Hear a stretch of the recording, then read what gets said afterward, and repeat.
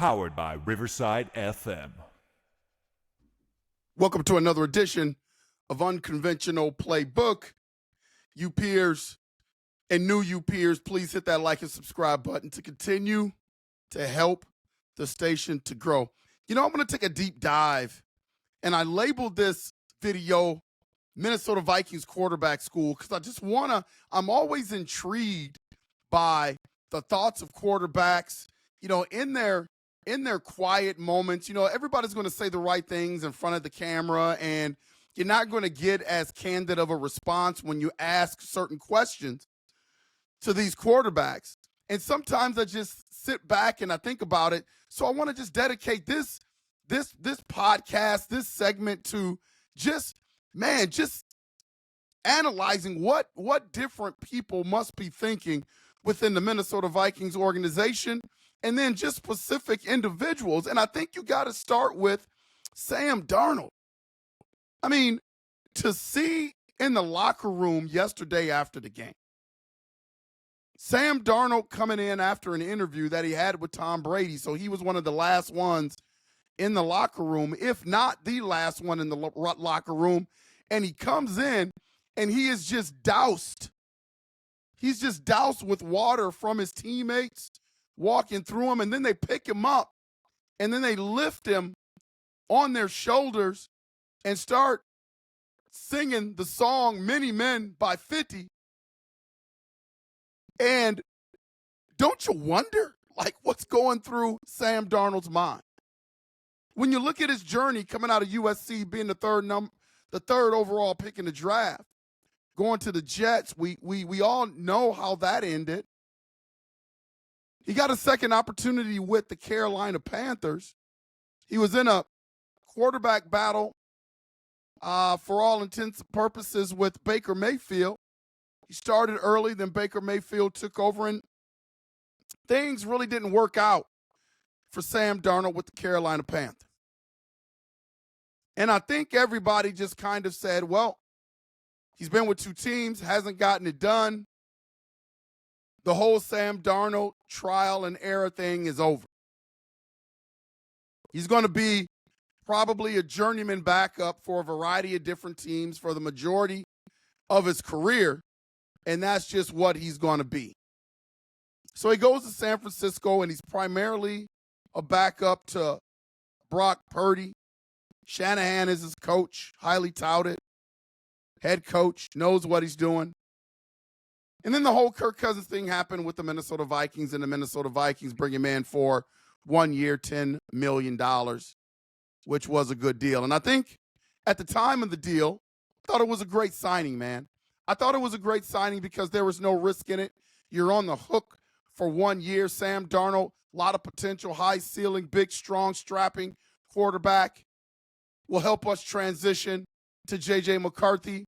And that was the mindset. That was kind of the plan. And I believe that he was told that from KOC straight up. Hey, we're going to draft a rookie quarterback. You're going to be here for a year, but this is an opportunity for you to get a lot of good film out there. This is what we're going to do for you. This is what we're going to run for you. You'll be able to go elsewhere and revive your career. I believe those conversations happen.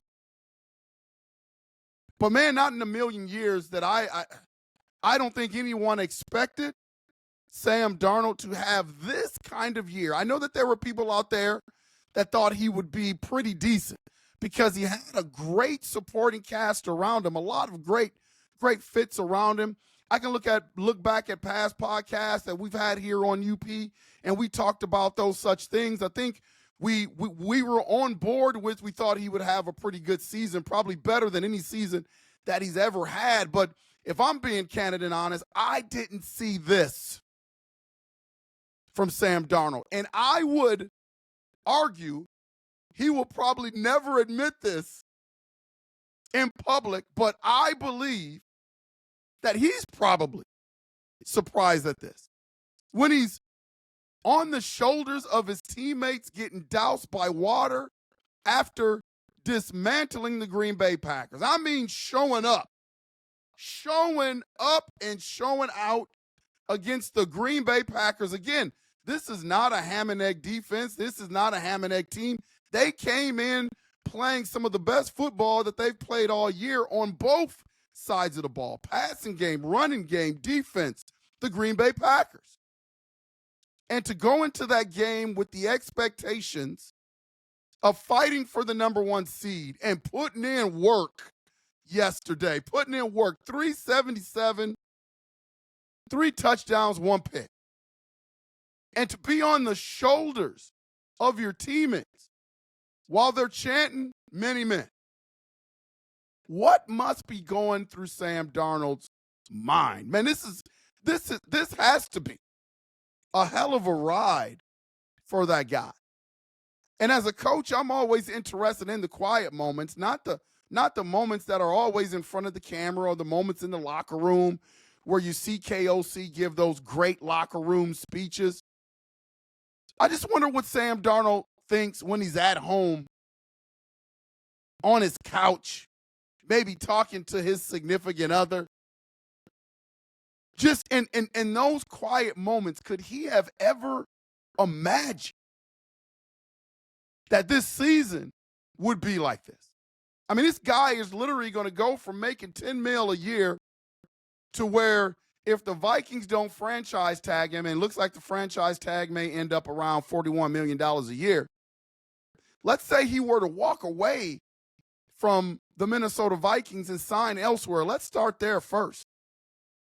He's probably going to get $55 to $60 million somewhere else. Could he have ever imagined that? The way his career started off, where he was last year on the bench, now being lifted on the shoulders of Minnesota Viking players after defeating the Green Bay Packers, one of the best teams in the league, going 14-2, fighting for a number one seed in the MVP conversation, Sam Darnold. Could he have ever imagined that? And then you look at the Vikings having the option to franchise tag him for about $41 million. Still going to be one of the highest paid quarterbacks in the league, albeit it's a 1-year contract. It's kind of like the game that the Commanders played with Kirk Cousins for years. Not sure if he was the franchise guy, so they wanted to piece together a contract from year to year to year, which is smart with the franchise tag. I believe that's what the Minnesota Vikings are possibly going to do with Sam Darnold. To go from where he was last year to now, man, what a hell of a ride. Like, you would love to just get a candid interview with Sam Darnold and see this thing. Probably you won't get the knowledge of this thing really until after he's probably done playing, because he's got to do the PR thing now. He's got to do we're going to, it's not just me, it's everybody else. We got to do the one game at a time thing. This is this and this and that. That's what you're going to get. You're going to get the canned cliche answers. But, man, you wonder what's going through this young man's mind. What a hell of a season. You've got to wonder what's going through J.J. McCarthy's mind. I think it was pretty much presented to J.J. that, hey, this is going to be Sam's team probably for a year. I don't know what would have happened. I think there were a lot of people on board that if J.J. McCarthy wouldn't have gotten hurt, that he would at some point been the starting quarterback for the Minnesota Vikings this year. A lot of people speculate that after those 2 losses in a row to the Lions and to the Rams, he probably would have came in there. I don't know if I'm on board with that. I don't know if I agree with that. I think Sam Darnold, barring a total collapse, would have been the starting quarterback for the whole year, whether or not J.J. McCarthy was healthy or not. If he was having the same kind of year that he's having this year, I just don't think I've seen a scenario, throughout the season where J.J. McCarthy would have had an opportunity to really step in, barring some sort of injury from Sam Darnold. But you got to wonder what J.J. is thinking now. And I do think J.J. is in the long-term plans for the Minnesota Vikings. But looking at the way Sam Darnold is playing right now, I think he's got to be thinking that he may not hit the field as quickly as he thought he was going to hit the field, at least, no matter what the Vikings decide to do contract-wise. I don't see a scenario now where the Minnesota Vikings would just let Sam Darnold walk away. So they're going to invest something in Sam Darnold, whether it's the franchise tag, which I think they're going to do, or signing him to some sort of deal, which they're going to try to run this thing back possibly with Sam Darnold, unless they get a deal that just blows them out of the water in terms of assets after they franchise tag him to be able to trade Sam Darnold. So, what it's looking like is that they're going to probably try to run this thing back at least for a year with Sam Darnold and evaluate from there, which means J.J. McCarthy probably won't hit the field in 2025 if this thing continues with Sam Darnold. So you got to wonder in those quiet moments, again, in front of the camera, J.J. is going to say the right things. He posted on his Twitter or X, whatever you want to call it, I love this team. He's engaged. He's going to put out the right statements, the right comments, PR-wise. But in those quiet moments, you got to wonder, what is J.J. McCarthy thinking about future number one? Because you got to think about it. Sam Darnold is balling out. Number two, is he going to play next year? Like this pushes back his timeline, which that scenario is not necessarily a bad scenario. You're just taking a year out of that rookie contract that you could probably use to make your team better. But if Sam Darnold is balling out, man, Sam Darnold is balling out. So you got to wonder what JJ must be thinking. And this is just quarterback school today, because these guys, they have to make decisions. Sam Darnold is going to have to make a decision. Like, Sam Darnold, how hard is it going to be for Sam Darnold to walk away from this culture? Like, it's one thing to chase the money, man. And again, I don't like to try to count people's money. You go out, you earn what you are valued, you get what you are valued. And I wouldn't blame Sam Darnold if he went out and took the biggest offer. But you know what? You got to think. Because Sam Darnold, the thing about him is that he's been through two really, really bad franchises, in the Carolina Panthers and the Jets, had a little bit of stability with the San Francisco 49ers, and now he's in a culture where he's had an opportunity to eat that every day, that culture. And so I think where the decision from Sam Darnold is going to be, man, you just know that it's not going to be this good elsewhere, because anybody that needs a quarterback already has that established quarterback in the room. So now your options are the Las Vegas Raiders. Like, do you really want to go there? You're not going back to New York, are you? Are you going back to the Jets? Do you really want to go to that fiasco there? The Giants? Do you want to do that? Well, there's just a lot of question marks there. My Cleveland Browns, you know how much I love the Cleveland Browns, but do you really want to go to that? They don't have a track record of doing anything with quarterbacks. They wouldn't know a good quarterback if it bit them in the butt in Cleveland. They don't know. You don't want to do that. So there's got to be more into it if I'm Sam Darnold than just cash. Right? There's got to be more to it than that. So the teams that probably have the worst infrastructure, if Sam Darnold is on the market, are probably teams that have just bad infrastructure. And does Sam Darnold want to put himself in that position again when he's got a little bit of taste of what's here? So now you're thinking discount. Now you're thinking, man, how much do I really want and how much do I really need if I'm Sam Darnold? Because there's got to be something inside of him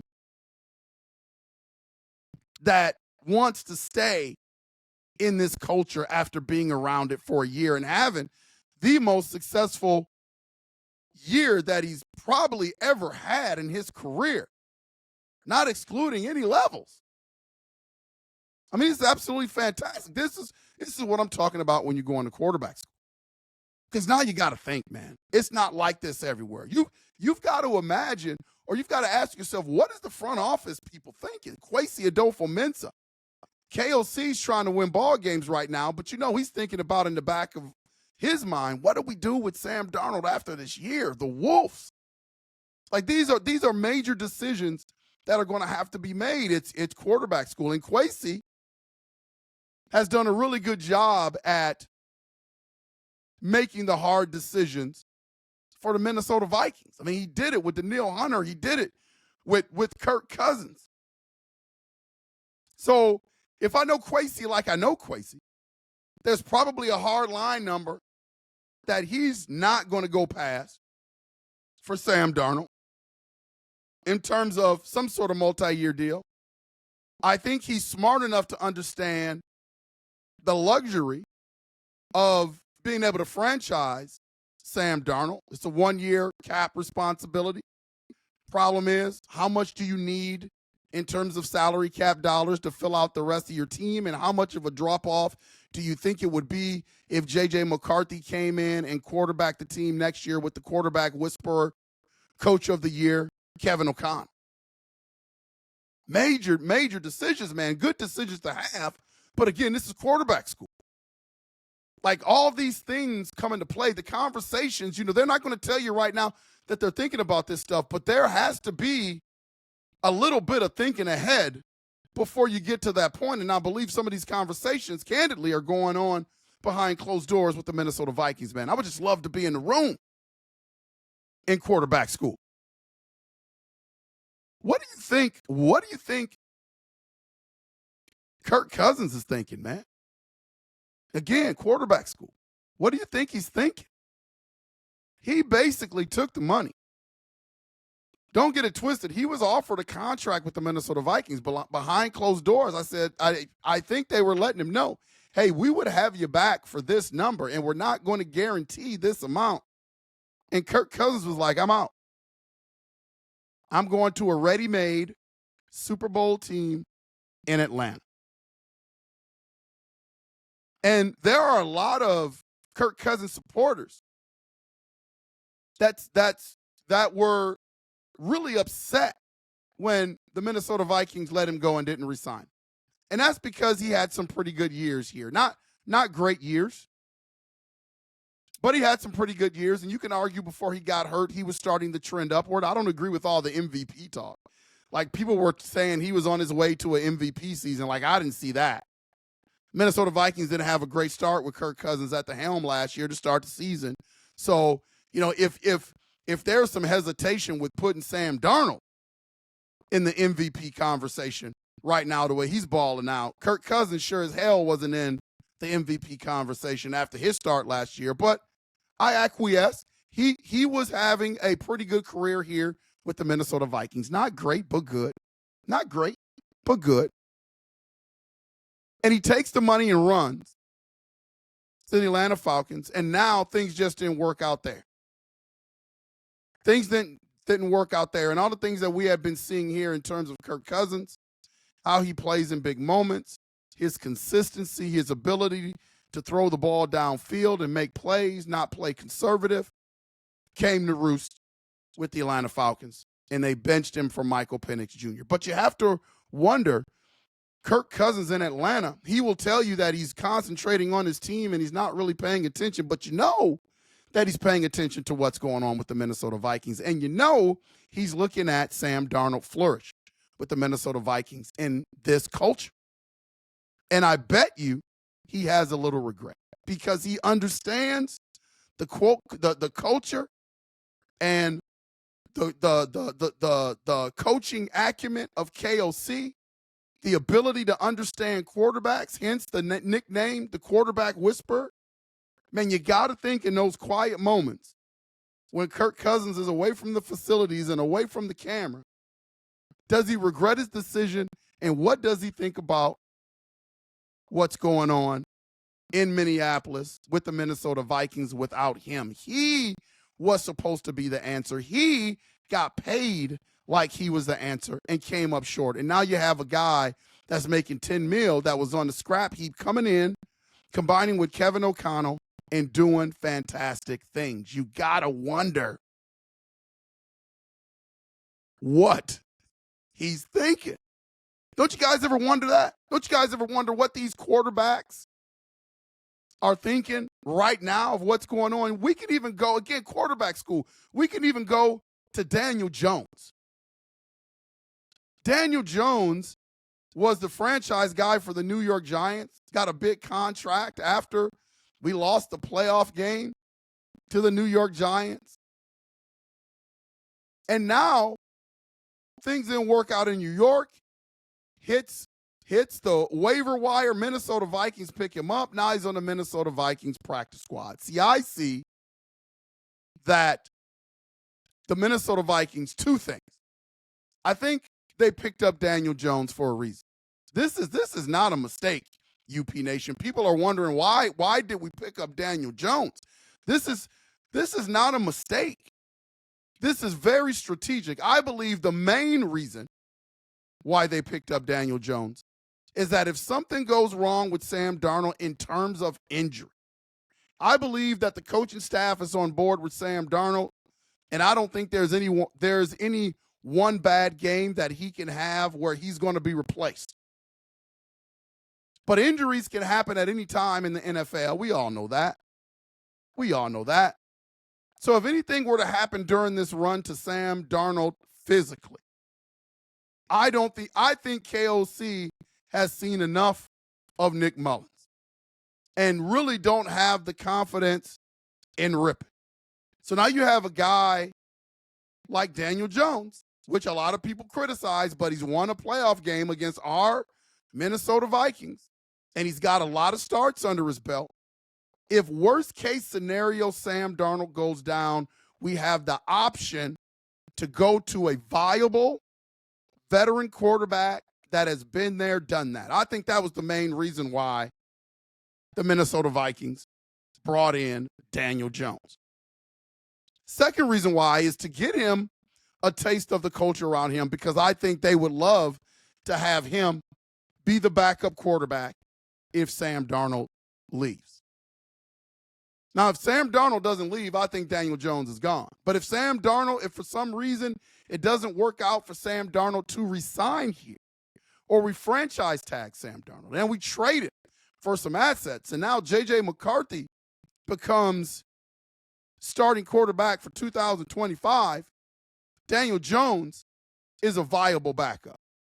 So it's the insurance policy thing. And let's say the same scenario happens where we can't keep Sam Darnold, and let's say J.J. McCarthy's knee isn't quite right or just needs a little bit more time, which I don't think will be the case if everything has been accurate about in terms of what his injury really was.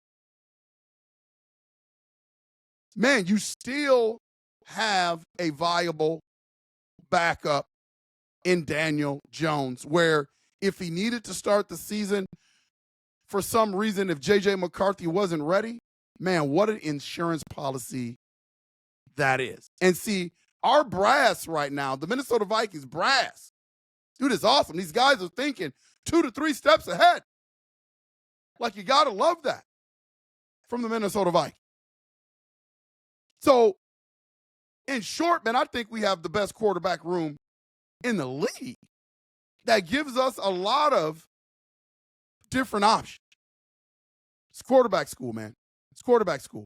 It is going to be interesting to see what happens around the league. I think the San Francisco 49ers are in a pickle because you got Brock Purdy, who I feel like is not worth the 55 to 60 mil, which is going to be the going rate for him on the market. They've got a decision to make, and they just let Sam Darnold walk out the door just last year to the Minnesota Vikings. So now, what are their options? It's going to be tough for San Francisco. I don't envy the San Francisco 49ers, because it has been proven if you invest that amount of money in a quarterback that's not elite, it's going to hurt your ability to be able to build your team. Jordan Love, really good quarterback. I don't know if Jordan Love is great for the Green Bay Packers. They just gave him the bag. Man, if they're wrong about that, I would be happy. because I love to see the Packers just get theirs, but they are going to put themselves in a situation where they just won't be able to build like that. Jared Goff, same thing, got the bag from the Detroit Lions. You better be right when you start handing out those type of paychecks. It's going to be interesting, man.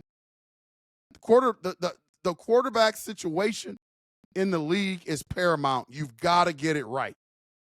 You've got to get it right. If you don't get it right, you're going to set yourself back. And so I think the Minnesota Vikings future is looking bright at the position. And the focus should be on winning these next games, letting the season finish out the way it's going to finish out. And then they're going to be faced with a fork in the road. And I think I have grown in terms of being realistic about where Sam Darnold was to start the season, being all in on J.J. McCarthy. I thought that there was no way, there's no scenario in which you bring Sam Darnold back. For the first time, and for those of you that listen to Unconventional Playbook every day, know that I have been on board with saying we got to let this thing play out. We got to let this thing play out with Sam Darnold. I want to see what he does at the end of the year in the playoffs. Well, look, man, let me tell you something. Yesterday, checked the box for me because it wasn't that the Vikings just won the game, but Sam Darnold balled out in that moment. Dude, that is special.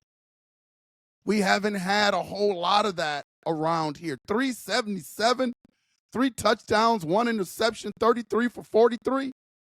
Man, he balled out. Big moments. I love big moment quarterbacks. I don't care about the stats. I want to see what you can do in big moments. That's my criteria. I want to see that on your resume. What do you do in big moments? It's why I like J.J. McCarthy so much, because he has proven not on the pro level, but on the high school level and the college level that in big moments he shows up. It's why I love him.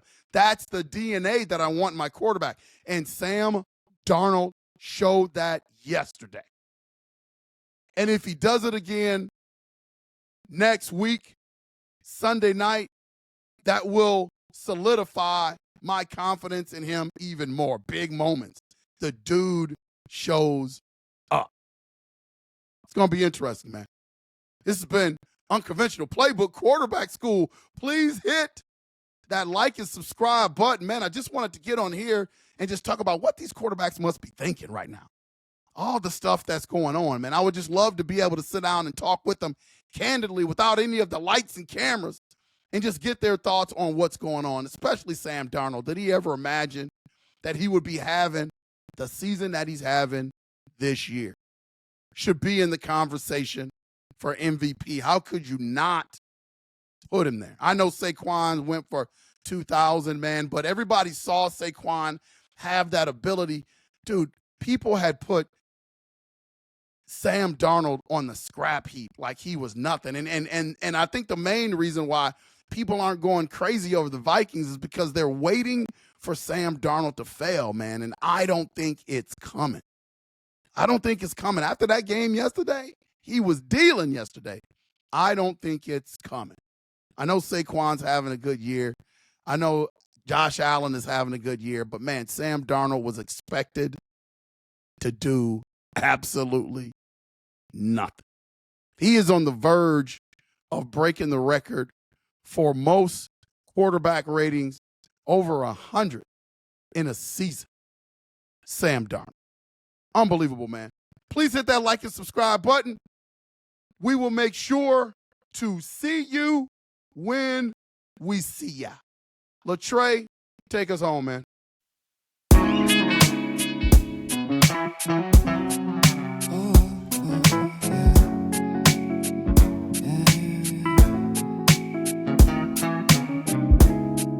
I don't know who I am. Can I say I'm a man? Am I losing my mind? Am I wasting my time? Do I know who I am?